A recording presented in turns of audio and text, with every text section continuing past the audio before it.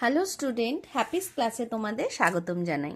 আমার এই চ্যানেলটি যদি তোমাদের ভালো লেগে থাকে তাহলে একটি লাইক এবং চ্যানেলটিকে কিন্তু সাবস্ক্রাইব করে দিও। তাহলে যে কোনো নোটিফিকেশন সর্বপ্রথমে কিন্তু তোমাদের কাছে পৌঁছে যাবে। আগামী দিন আমরা বনভোজন গোলাম মোস্তফার লেখা কবিতাটি পড়েছিলাম। আজকে কিন্তু আমরা সেই কবিতার প্রশ্নের উত্তরগুলো জানব। দেখো, একের দাগে রয়েছে, গোলাম মোস্তফা কোথায় জন্মগ্রহণ করেছিলেন? কবি গোলাম মোস্তফা বর্তমান বাংলাদেশের ঝিনাইদহ জেলার মনোহরপুর গ্রামের একটি উচ্চ শিক্ষিত পরিবারে জন্মগ্রহণ করেছিলেন। তার লেখা দুটি বইয়ের নাম লেখো। তার লেখা দুটি বইয়ের নাম হলো হাসনা হেনা ও বুলবুলিস্তান। তিনের দাগে রয়েছে, একটি বাক্যে উত্তর দাও। তিনের এক, কবিতাটিতে কারা খেলতে এসেছিল? নুরু, পুষি, আয়শা, সফি নামে চারটি দুষ্টু মেয়ে খেলতে এসেছিল। বাগিচা শব্দের অর্থ কি? তিনের দুই দাগে রয়েছে। বাগিচা শব্দের অর্থ হলো ছোট বাগান। রান্নার জন্য তারা কি কি সঙ্গে এনেছিলেন? রান্নার জন্য আমের গুটি, নারকেলের মালার বাহারি, চৈত পুজোয় কেনা রঙিন খুঁড়ি, ছোট বটি, ছুরি নিয়ে এসেছিল। তিনের চার দাগে রয়েছে, কবিতায় কে মিছিমিছি গিন্নি সেজেছিল? বনভোজন কবিতায় নুরু মিছিমিছি গিন্নি সেজেছিল। তিনের পাঁচ দাগে রয়েছে, মিছিমিছি কি কি খাবার রাধা হয়েছিল? বনভোজন কবিতায় ছোট মেয়েদের মিছিমিছি বনভোজনে ভাত, ধুলো বালির কোরমা, পোলাও, কাদার পিঠে রান্না হয়েছিল। তিনের ছয় দাগে রয়েছে, কবিতায় ওদের খেলার মাঝে কে এসে পড়েছিল? উত্তর দেখো, বনভোজন কবিতায় ছোট্ট মেয়েদের বনভোজন খেলার মাঝে কবি এসে পড়েছিলেন। চারের দাগে রয়েছে, যেটি ঠিক সেটি বেছে নিয়ে লেখো।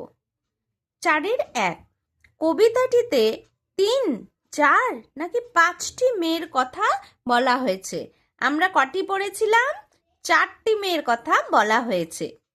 চারের দুই দাগে রয়েছে, বিনা আগুন, জল না কাদা দিয়েই তাদের হচ্ছে সবার রাধা।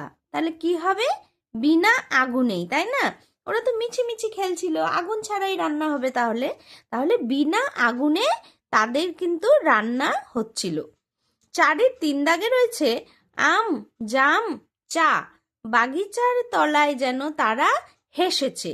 তাহলে কি হবে? আম বাগিচার তলায় যেন তারা হেসেছে। পাঁচের দাগে রয়েছে, শব্দ ঝুড়ি থেকে উপযুক্ত শব্দ নিয়ে শূন্যস্থানে বসাও। দেখো, শব্দ ঝুড়িতে কি কি রয়েছে? হাড়ি, বোশেক, ছুরি, আমি, বিপুল। তাহলে পাঁচের এক দাগে রয়েছে, ড্যাশ মাসের এই দুপুরে নাইকো কারো ঘুম। তাহলে কি মাস হবে? বৈশাখ। এই যে এখানে রয়েছে বৈশাখ, তাহলে বৈশাখ মাসের এই দুপুরে নাইকো কারো ঘুম। পাঁচের দুই দাগে রয়েছে, নারকেলের মালায় ড্যাশ কেউ এনেছে দুটি। তাহলে কি হবে? নারকেলের মালার হাড়ি কেউ এনেছে দুটি। পাঁচের তিন দাগে রয়েছে, কেউ এনেছে ছোট্ট বটি, কেউ এনেছে ড্যাশ, কেউ এনেছে ছুরি, কেউ বটি এনেছিল। বটি মানে বটি, যে সবজি কাটি আমরা, দা, সেই বটি। কেউ এনেছে ছোট্ট বটি, কেউ এনেছে ছুরি।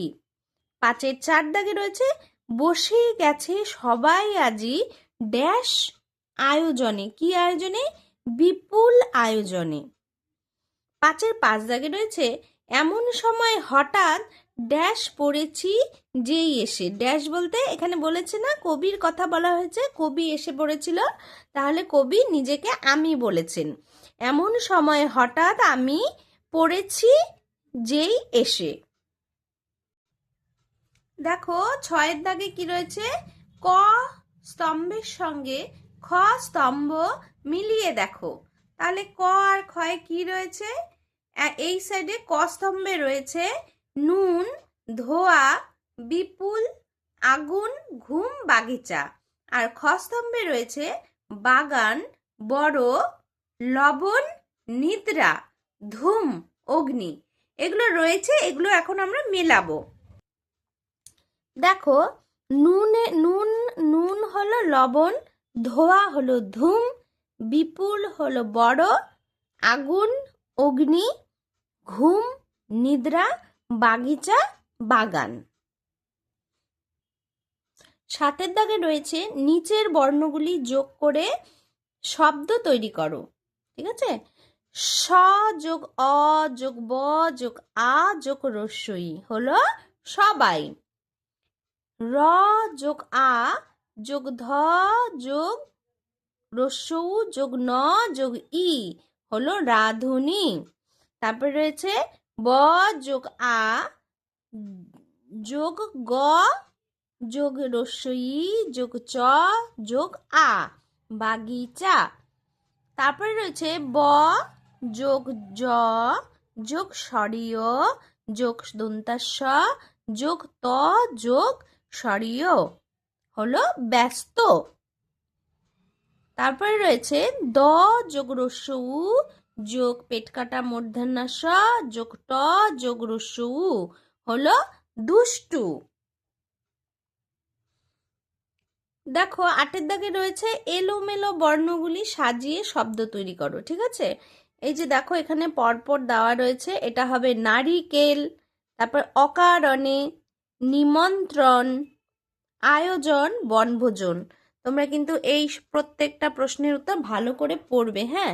আর তার থেকেও বড় কথা হলো শুধু পড়লেই হবে না, যে পড়াটা পড়ার সঙ্গে সঙ্গে তোমাদের মুখস্থ হয়ে যাচ্ছে তখন কিন্তু তোমরা না দেখে খাতায় লেখার চেষ্টা করবে, তাহলে দেখবে খুব সুন্দর মুখস্থ হবে আর কখনো সেটা ভুলবে না। একবার যদি মুখস্থ করে তোমরা লিখে নিতে পারো তারপরে কিন্তু সেটার মাথা থেকে সহজে যায় না।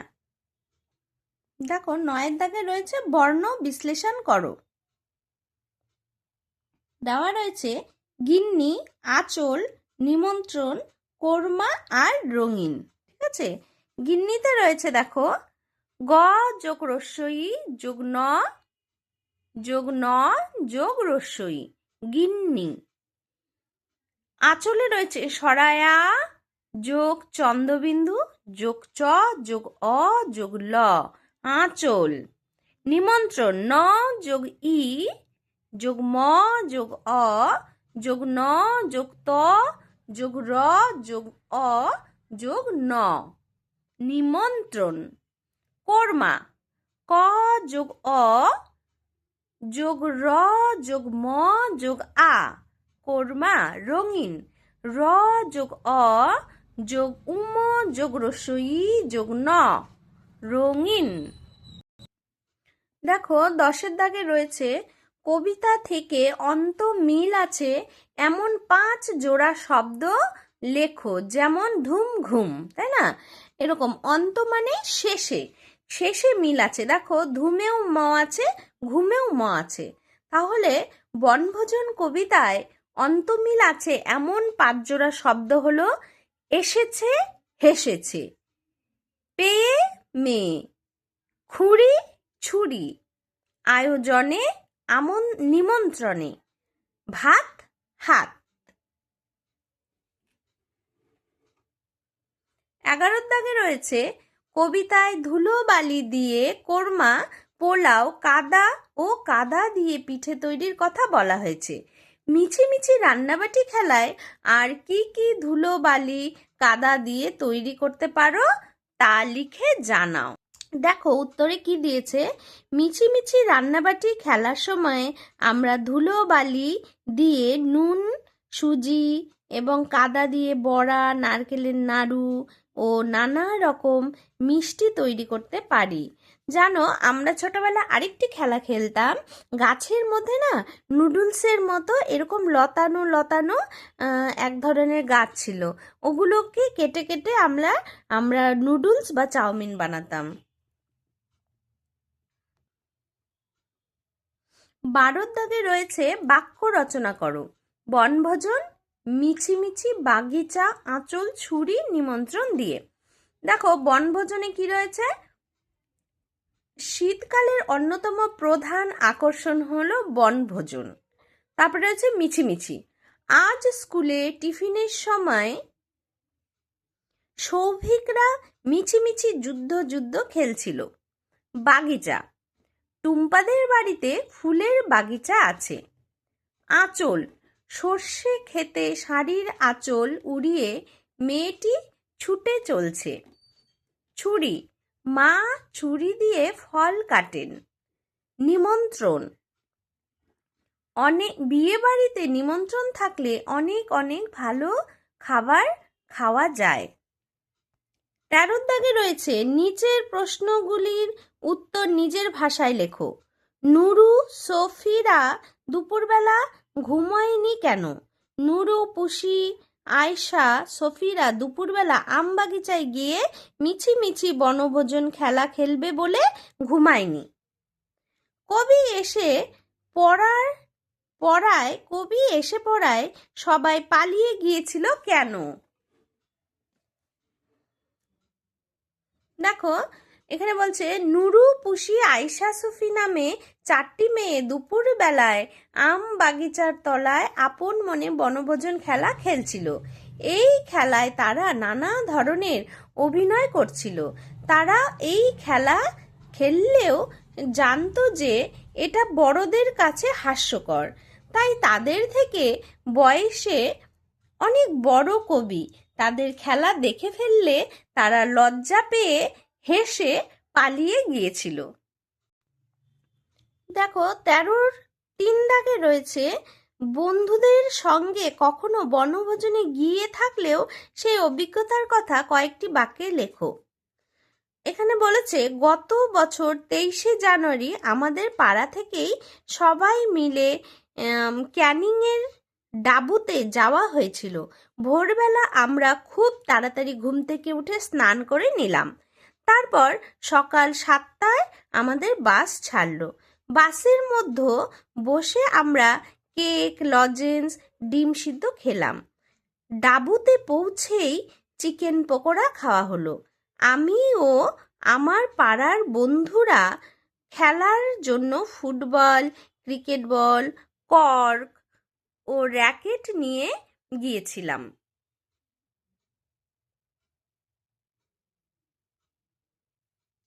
সবাই মিলেমিশে খেলছিলাম। সেখানে নানা রকমের গাছ, মাতলা, নদী জলে ছায়া ফেলছিল। সব মিলিয়ে যেন এক মায়াবী পরিবেশ সৃষ্টি হয়েছিল। বড়দের সঙ্গে আমরাও মাতলা নদীতে নৌকা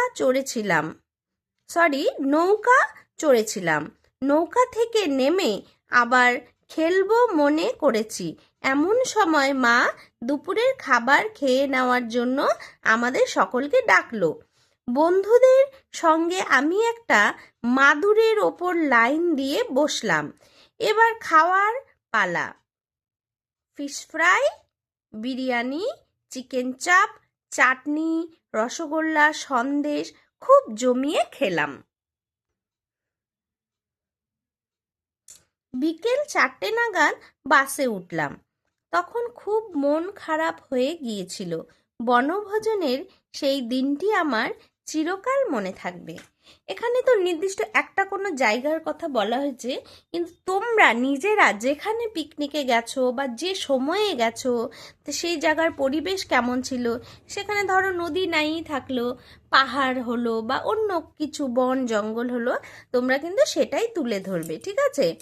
তোমরা তোমাদের মতো করে সুন্দর করে এই প্রশ্নের কিন্তু উত্তর লিখবে।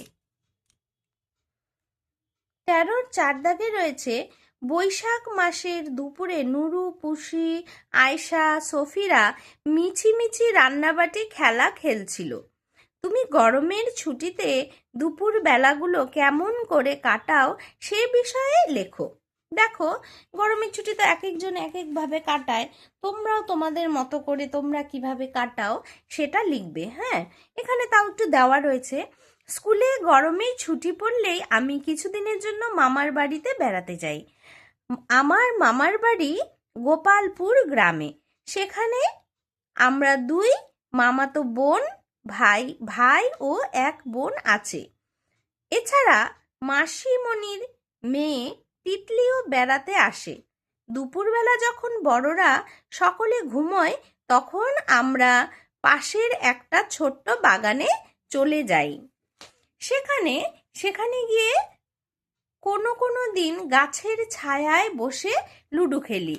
আবার কোনো দিন পাশের পুকুরে ছিপ ফেলে মাছ ধরি। পুকুরে ঢিল ছুঁড়ে দেখি কাঠটা কত দূর গেল। আবার কখনো আম গাছের তলায় পড়ে থাকা ছোট্ট ছোট্ট আমের গুটি কুড়োই। এভাবেই গরমের ছুটির দুপুরগুলো যেন এক নিমিষে কেটে যায়। ঠিক আছে, এটা তো কবি তার মনের মতো করে লিখেছে। তোমরা তোমাদের গরমের ছুটি কিভাবে কাটাও? তোমরা মামার বাড়ি যাচ্ছ নাকি কাকার বাড়ি যাচ্ছ, মাসির বাড়ি যাচ্ছ, সেটা কিন্তু অবশ্যই জানাবে। দেখো, 14 দাগে রয়েছে গদ্য রূপ লেখো। বৈশেখ চৈত্র হলদি মিঠে। বৈশেখ হলো বৈশাখ, হলদি হলো হলুদ, চৈত্র হলো চৈত্র, মিঠে হলো মিষ্টি। দেখো, 15 দাগে রয়েছে একই অর্থের শব্দ পাঠ থেকে খুঁজে নিয়ে লেখো। যেমন এখানে রয়েছে ইচ্ছে, বাগান, চড়ুই ভাতি, নিদ্রা। ইচ্ছে হলো শখ, বাগান হলো বাগিচা, চড়ুই ভাতি মানে বনভোজন, নিদ্রা হবে ঘুম। তারপরে 16 দাগে রয়েছে বিপরীত শব্দ লেখো। আজি ছোট, হেসে শুরু তলায়। দেখো, আজি মানে কাল, বিপরীত শব্দ বলেছে। ছোট বড়, হেসে মানে কেঁদে বা কাঁদা, শুরু শেষ, তলায় ওপরে। 17 দাগে রয়েছে নিচের সূত্রগুলি কাজে লাগিয়ে শব্দ ছকটি পূরণ করো। এই যে দেখো, এখানে এইভাবে দেওয়া রয়েছে। হ্যাঁ, শব্দ ছকটা, ঠিক আছে, শব্দ ছকের পাশাপাশি কতগুলো প্রশ্ন এখানে উপর নিচ করে দেওয়া রয়েছে।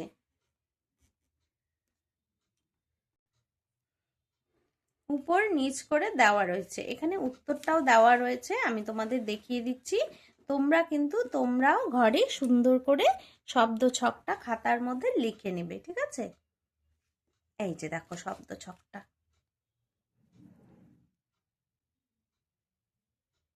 তাহলে বনভোজনের মোটামুটি সব প্রশ্নের উত্তরগুলো আমাদের হয়ে গেল। তোমরা কিন্তু ভালো করে পড়ে নিয়ে তারপর খাতায় নোট করবে। ঠিক আছে, আবার কথা হবে পরবর্তী ভিডিওতে।